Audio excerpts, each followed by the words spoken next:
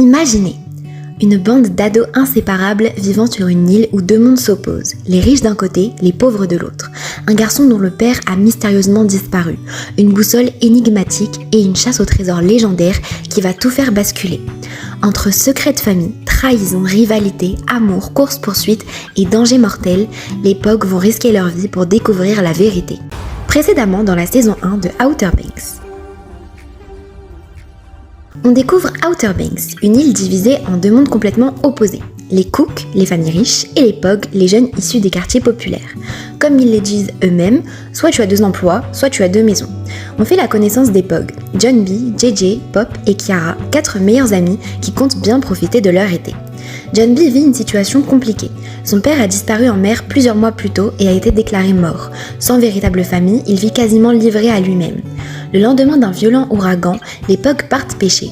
En mer, il découvre une épave récente. En l'explorant, il trouve une clé de chambre d'hôtel, sans remarquer qu'un homme mort flotte juste à côté du bateau. Pendant que Kiara et Pop font le guet, John B et JJ fouillent la chambre. Ils sont obligés de s'enfuir lorsque la police arrive, mais repartent avec une importante somme d'argent et une arme à feu. Ils comprennent rapidement que l'homme retrouvé mort, Scooter Grubbs, était en réalité un passeur. Plus tard, les POG organisent une fête sur la plage. La soirée dégénère lorsque Topper, le petit ami de Sarah Cameron, provoque John B. Une bagarre éclate et Topper manque de noyer John B. Pour le sauver, JJ sort l'arme trouvée dans la chambre d'hôtel, semant la panique. John B continue de croire que son père est vivant. Avant de disparaître, celui-ci lui avait confié qu'il avait découvert quelque chose d'important et qu'il allait devoir disparaître pendant un certain temps. Persuadé que cette disparition cache un mystère, John B vole du matériel de plongée appartenant à son patron, Ward Cameron, le père de Sarah, afin d'explorer l'épave. Mais les bouteilles d'oxygène sont presque vides, rendant la plongée extrêmement dangereuse. Pendant ce temps, des policiers inspectent le bateau des POG. Sans qu'ils le sachent, 2 hommes armés recherchent eux aussi l'épave. Ils ouvrent le feu sur les adolescents qui parviennent à s'enfuir de justesse. En fouillant les affaires récupérées sur le bateau, John B découvre également une boussole, mais pas n'importe laquelle, c'est celle de son père. Cette découverte renforce encore davantage la conviction de John B. Son père est forcément encore vivant. De son côté, Sarah comprend que John B a volé le matériel de plongée appartenant à son père. Elle lui promet de garder le secret. Malheureusement, sa petite sœur Wheezy surprend toute la conversation. John B et JJ rendent ensuite visite à la veuve de Scooter pour essayer d'en apprendre davantage. Mais ils aperçoivent les 2 hommes armés qui les avaient attaqués. Eux aussi cherchent quelque chose, mais la femme de Scooter leur demande de partir avant que la situation ne dégénère. Pendant ce temps, Wheezy révèle à Topper ce qu'elle avait entendu entre John B et sa sœur. Les POG examinent ensuite la boussole et découvrent une inscription gravée à l'intérieur. Peu après, les 2 hommes armés s'introduisent chez John B à la recherche de la boussole. Ils tombent également sur des plans du Royal Merchant, un célèbre navire disparu depuis des siècles avec une immense cargaison d'or. De son côté, Topper informe Ward que John B lui a volé du matériel de plongée. Grâce à un indice inscrit sur la boussole, les POG se rendent au phare de Redfield. Le gardien leur indique où le Royal Merchant aurait pu couler selon lui. Mais lorsqu'il aperçoit la boussole de John B, il appelle discrètement la police. Partout où il va, John B entend la même chose. Tout le monde lui répète que son père est mort et qu'il devrait arrêter d'espérer. À cause du vol du matériel, John B est renvoyé de son travail. Il pense immédiatement que Sarah l'a dénoncé à son père. Peu après, les 2 hommes mystérieux le prennent en chasse. John B leur échappe de peu. Épuisé, il décide finalement qu'il est temps de tourner la page. Il brûle plusieurs affaires appartenant à son père afin d'essayer d'aller de l'avant. Mais en fouillant une dernière fois parmi ses souvenirs, il découvre un nouvel indice. Les POG se rendent alors au cimetière devant la tombe d'Olivia Redfield. Kiara décide d'entrer seule dans le mausolée et ce qu'elle découvre à l'intérieur la laisse complètement sans voix. À l'intérieur, Kiara découvre une lettre laissée par le père de John B. Elle y trouve également un magnétophone ainsi qu'une carte annotée. Cette carte est capitale, elle indique l'emplacement du Royal Merchant et de son trésor. Dans son message, le père de John B demande à son fils de terminer ce qu'il avait commencé. Les POG entrent les coordonnées de la carte sur internet afin de localiser précisément la zone. Pendant ce temps, Raph, le frère de Sarah, achète de la drogue. Pour poursuivre leurs recherches, Kiara fait diversion pendant que John B, JJ et Pop s'introduisent dans une marina où sont stationnés plusieurs bateaux. Au même moment, un pêcheur remonte 2 cadavres dans ses filets. Il s'agit des 2 hommes mystérieux qui poursuivaient John B depuis plusieurs jours. De son côté, Topper supporte de moins en moins le rapprochement entre Sarah et John B. Sarah décide alors d'aller parler à John B. Elle lui affirme qu'elle ne l'a jamais dénoncé à son père et qu'elle ne lui a pas menti. Pendant ce temps, Raph et Topper s'en prennent violemment à Pop. JJ découvre ce qu'ils lui ont fait. Pour se venger, JJ et Pop sabotent l'un des bateaux de Topper qui finit par couler. Ils retrouvent ensuite Kiara et John B puis passent un moment ensemble à surfer. Plus déterminés que jamais à retrouver le trésor, les POG repartent en mer le lendemain avec un robot sous-marin équipé d'une caméra. Alors qu'ils explorent les fonds marins, le courant commence à changer et un violent orage approche. Soudain, les images du robot révèlent enfin ce qu'ils cherchaient depuis le début. Ils viennent de retrouver l'épave du Royal Merchant. Mais en réalité, les POG se rendent vite compte qu'ils se sont trompés. Ce n'était pas le Royal Merchant. Pendant ce temps, une assistante sociale vient chercher John B. Son oncle, qui est son tuteur légal, ne s'est pas présenté depuis plus de 3 mois. John B prend la fuite avant qu'elle ne puisse l'emmener. Sarah le retrouve et l'emmène discrètement chez elle afin de soigner ses blessures. De leur côté, les policiers découvrent que les 2 hommes retrouvés morts ont été assassinés et qu'ils possédaient eux aussi un plan menant au Royal Merchant. John B et Sarah décident ensuite de monter clandestinement à bord d'un bateau afin d'accéder aux archives historiques. Pour éviter d'être reconnus, ils changent complètement de look avant d'entrer dans le bâtiment. Pendant ce temps, Topper et Raph s'en prennent une nouvelle fois à Pop et JJ. Cette fois, Kiara intervient en déclenchant un incendie qui permet à ses amis de prendre la fuite. Lors de leur recherche dans les archives, John B finit par révéler à Sarah qu'il est à la recherche d'un trésor. En parallèle, la mère de Topper décide de porter plainte contre Pop. Celui-ci risque désormais une peine de prison. Pour protéger son ami et préserver son avenir, JJ prend toute la responsabilité et se fait arrêter à sa place. Après leur journée passée ensemble, John B et Sarah échangent finalement leur premier baiser. Mais ils savent tous les deux qu'à Outer Banks, les rumeurs circulent très vite. Leur relation devra rester discrète car sur une île aussi petite, tout finit toujours par se savoir. JJ est libéré de prison après que son père ait payé sa caution. Mais pour éviter des poursuites, il faut également verser $30 000 de dédommagement. Son père est furieux et s'en prend violemment à lui. Pendant ce temps, John B demande de l'aide à son ancien professeur pour déchiffrer une lettre liée à la chasse au trésor. On découvre également un élément important. La shérif connaît l'homme mystérieux qui recherche le trésor. Cet homme n'est autre que Ward Cameron, le père de Sarah. On comprend qu'il avait engagé les 2 hommes armés retrouvés morts et qu'il les a probablement fait éliminer ensuite. Une cérémonie est organisée. JJ s'y infiltre déguisé en serveur afin de transmettre un message de John B à Sarah. John B révèle à Sarah qu'il pense avoir enfin compris où se trouve le trésor. Pendant la réception, Topper surprend Sarah en train de rejoindre discrètement un garçon. Il devient immédiatement méfiant. De son côté, JJ se retrouve encerclé par plusieurs cooks, mais les POG finissent par quitter la soirée sans trop de dégâts. Une fois réunis, John B leur explique sa théorie. Selon les indices qu'ils ont trouvés, l'or du Royal Merchant n'a jamais sombré avec le navire. Un esclave nommé Denmark Tani l'aurait récupéré après le naufrage. Grâce à cette fortune, il serait devenu extrêmement riche et aurait acheté une immense plantation. Avant d'être exécuté, il aurait laissé à son fils une lettre contenant des indications permettant de retrouver le trésor. Kiara n'apprécie pas du tout que Sarah soit désormais impliquée dans leur aventure, mais celle-ci parvient tout de même à récupérer un acte de propriété qui pourrait les aider à localiser la plantation de Denmark Tani. Plus tard, Ward conseille à sa fille de faire attention aux personnes qu'elle choisit de fréquenter. Une fois seul, il ouvre un coffre caché derrière un tableau. À l'intérieur se trouve la boussole du père de John B. Ward est donc bien impliqué dans toute cette histoire depuis le début. Pendant ce temps, Topper s'introduit discrètement dans la chambre de Sarah pour lui déclarer son amour. Mais sous les couvertures se trouve en réalité Wheezy, la petite sœur de Sarah. Kara demande ensuite à John B de lui promettre qu'il ne se passera rien entre lui et Sarah. Promesse qui ne tient pas longtemps. Peu après, Topper surprend John B et Sarah en train de s'embrasser dans une tour d'observation. Fou de rage, il pousse John B. La rambarde cède et John B chute de plusieurs mètres. Il est transporté à l'hôpital. Ward vient alors lui rendre visite et lui propose officiellement de devenir son tuteur légal.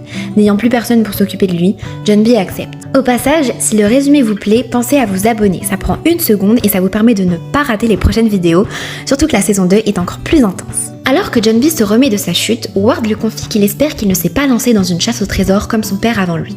Pendant ce temps, les POG poursuivent leurs recherches pour retrouver la plantation mentionnée dans la lettre de Denmark Tani. Raph de son côté est dans une situation compliquée. Son dealer lui laisse seulement 3 jours pour rembourser sa dette et lui confisque même sa moto. Les POG comparent alors les anciennes cartes de l'île avec les cartes actuelles afin d'identifier les lieux mentionnés dans les indices. Leurs recherches les conduisent jusqu'à une vieille demeure isolée appartenant à une femme âgée que tout le monde considère comme un peu folle. En étudiant les documents, Pop finit par localiser une mystérieuse source d'eau évoquée dans les indices. Sur place, il découvre un puits dissimulé sous des planches. Pendant ce temps, Raph tente d'ouvrir le coffre-fort de son père pour lui voler de l'argent, mais Ward le surprend en pleine tentative.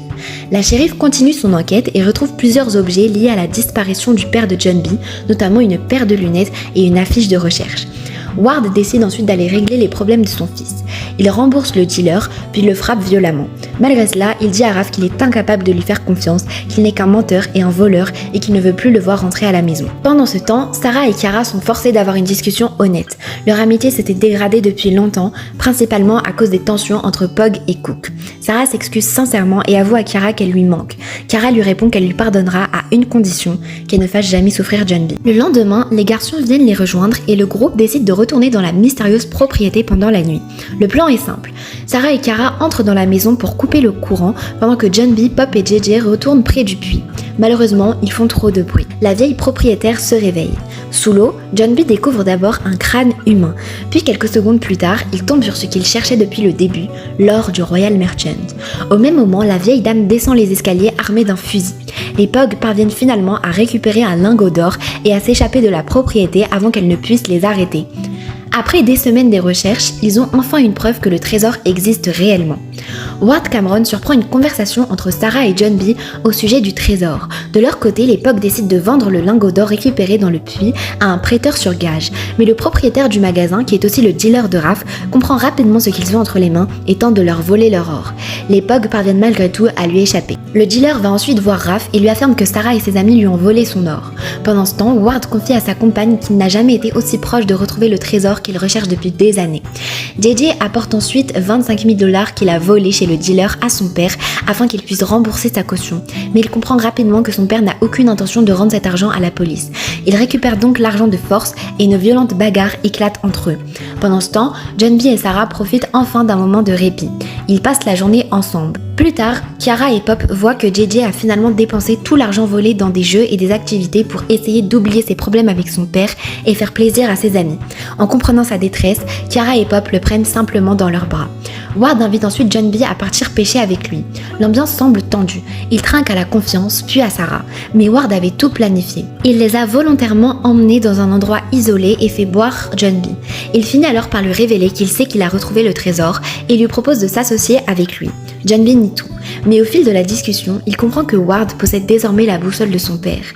John B réalise également que Ward connaît sûrement la vérité sur la disparition de son père. Ward sort alors une arme et s'avance lentement vers John B, seul avec lui au milieu de l'océan. Ward tente de tuer John B, mais celui-ci réussit à s'échapper à bord d'un jet ski. Une course-poursuite s'engage sur l'eau. Ward le poursuit avec son bateau, mais le jet ski est bien plus rapide. Voyant qu'il ne peut pas le rattraper, Ward se blesse volontairement afin de faire croire que John B l'a agressé. Finalement, le jet ski tombe en panne d'essence. John B rejoint la côte à la nage avant de se rendre chez la femme de Scooter. Elle lui révèle enfin toute la vérité. Des mois plus tôt, Ward et le père de John B avaient retrouvé la trace du Royal Merchant, mais les deux hommes se sont disputés au sujet du partage du trésor. Pendant leur altercation, le père de John B est tombé et s'est violemment cogné la tête.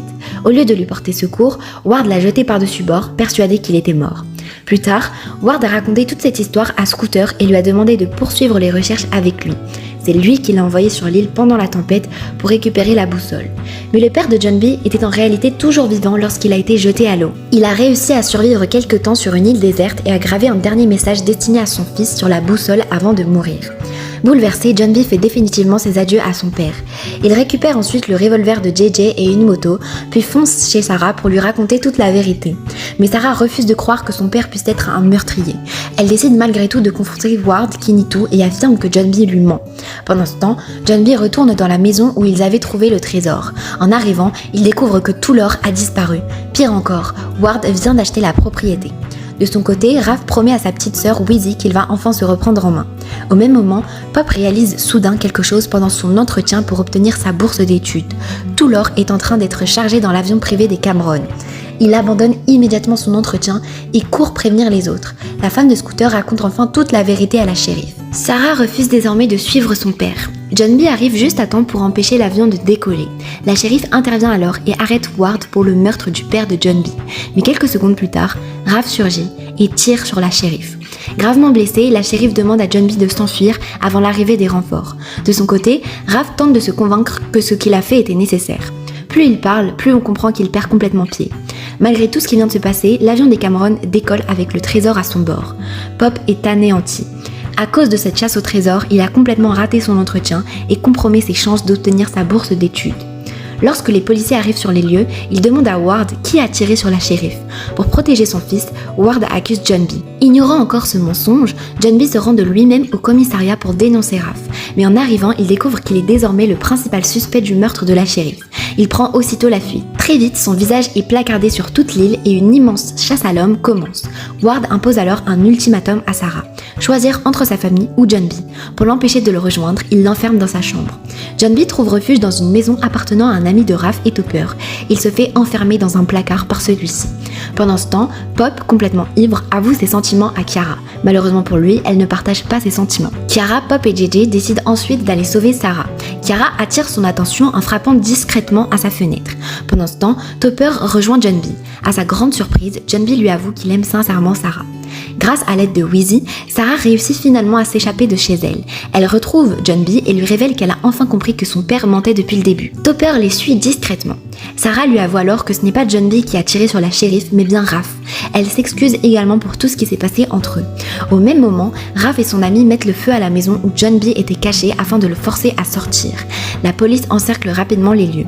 Pour permettre à Sarah et John B de s'échapper, Topper accepte de faire diversion. Il sort volontairement de la maison en flammes, faisant croire aux policiers qu'il est John B. Grâce à ce sacrifice, John B et Sarah réussissent à prendre la fuite. John B et Sarah trouvent une cachette pour passer la nuit. Le lendemain, un agent du FBI arrive sur l'île afin de prêter main forte à l'enquête. Sarah tente immédiatement de lui expliquer que c'est Raph qui a tué la shérif. Mais Ward intervient et affirme que sa fille est bipolaire et qu'elle invente cette histoire uniquement pour protéger le garçon dont elle est amoureuse. L'agent souhaite tout de même entendre la version de Sarah, mais avant qu'il ne puisse lui parler, elle est obligée de s'enfuir. Pendant ce temps, Raph et le dealer décident de retrouver John B avant la police. John B et Sarah sont contraintes d'abandonner leur nouvelle cachette. En parallèle, les tensions explosent aussi chez les autres Pog. Pop se dispute avec son père, tandis que Kiara se dispute violemment avec sa mère. JJ retourne chez lui. Son père lui dit pour une des rares fois qu'il l'aime, mais JJ profite de ce moment pour lui voler les clés de son bateau. On apprend également qu'une violente tempête approche de l'île. Pendant ce temps, Raph et le dealer prennent en chasse JJ et Kiara en voiture. John B réussit à parler quelques instants avec un policier pour lui affirmer qu'il est innocent. Il profite ensuite d'un moment d'inattention pour voler sa voiture de patrouille et prendre la fuite. De leur côté, Pop vient sauver JJ et Kiara des mains de Raph et du dealer. Les Pog décident alors de se séparer afin de compliquer les recherches de la police. John B rejoint le bateau de JJ pour quitter l'île. Juste avant son départ, Kiara et Pop s'embrassent. Sarah retrouve finalement John B et tous les deux prennent la mer ensemble. Mais le phare s'allume, révélant leur position. Les forces de l'ordre les repèrent immédiatement et une immense course-poursuite commence sur l'océan. John B fonce droit vers la tempête. Ward tente de le convaincre de faire demi-tour en lui demandant de penser à Sarah. Entouré par les bateaux de police, John B crie à tout le monde que Ward lui a volé son trésor, qu'il a assassiné son père et qu'il l'a fait accuser d'un crime qu'il n'a jamais connu. Quelques instants plus tard, le bateau de John B et Sarah disparaît au cœur de la tempête et se retourne. Les secours perdent totalement leurs traces. Sur l'île, tout le monde est persuadé qu'ils sont morts. Les Pog sont dévastés et leurs familles viennent les réconforter. Mais le lendemain matin, John B et Sarah se réveillent au milieu de l'océan, toujours en vie. Ils parviennent à attirer l'attention d'un cargo qui les recueille à son bord grâce au lingot d'or.